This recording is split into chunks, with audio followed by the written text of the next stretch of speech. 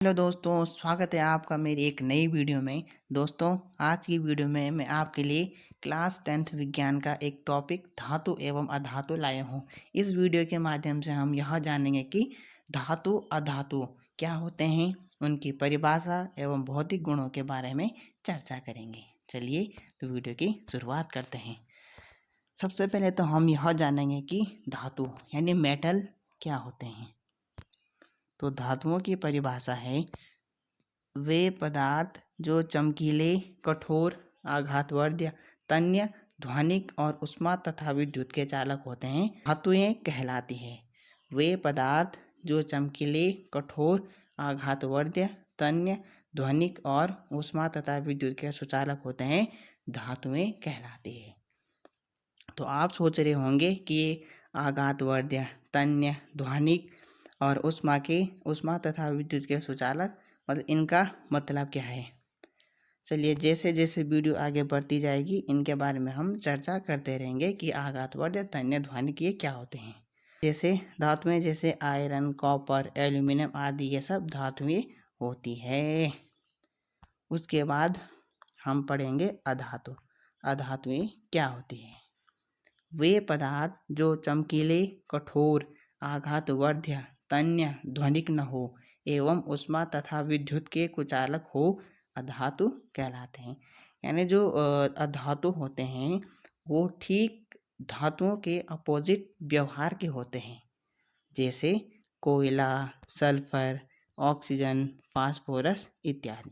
चलिए अब हम डिस्कस करेंगे धातुओं के भौतिक गुण यानी फिजिकल प्रॉपर्टीज ऑफ मेटल।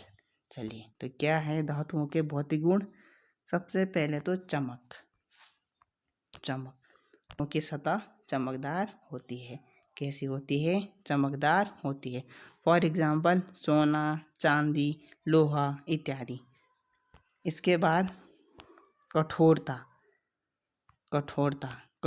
भी धातुओं का एक गुण होता है। सभी धातुएं कठोर होती हैं जैसे लोहा। चलिए इसके बाद आता है आघातवर्धनीयता। दोस्तों, आघातवर्धनीयता से यह तात्पर्य है कि धातुओं को पीट कर पतली चादरों में परिवर्तित किया जा सकता है। जैसे लोहा एक धातु है, हम उसको हथौड़ी से पीट कर पतली चादर के रूप में परिवर्तित कर सकते हैं।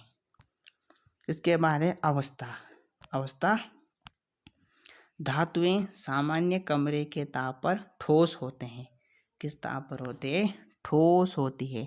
लेकिन मरकरी यानी पारा Hg एक ऐसी धातु है जो कमरे के ताप पर द्रव अवस्था में होती है।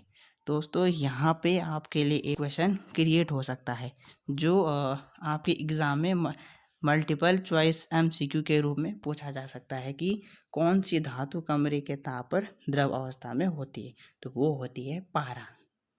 चलिए तन्यता, अगला गुण है धातुओं का तन्यता क्या होता है? तन्यता का मतलब है हम किसी भी धातु को पतली तार के रूप में खींच सकते हैं या फिर उन्हें पतली तार के रूप में बनाया जा सकता है। फॉर एग्जाम्पल 1 ग्राम सोने से हम 2 किलोमीटर लंबा तार बना सकते हैं या फिर खींच सकते हैं। इसके बाद है विद्युत एवं ऊष्मा के चालक। सामान्यतः सभी धातुएं विद्युत एवं ऊष्मा के चालक अच्छे सुचालक होते हैं।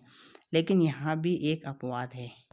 शीशा और जो पारा नामक धातुएं ऊष्मा और विद्युत के कुचालक होते हैं। अब हम जानेंगे कि धातुओं के गलनांक को जानने से पहले हम सबसे पहले यह जानेंगे कि गलनांक क्या होता है। गलनांक जब कोई भी धातु जिस ताप पर गलना शुरू कर देती है उसे हम गलनांक कहते हैं। धातुओं के गलनांक एवं क्वथनांक अधिक होते हैं।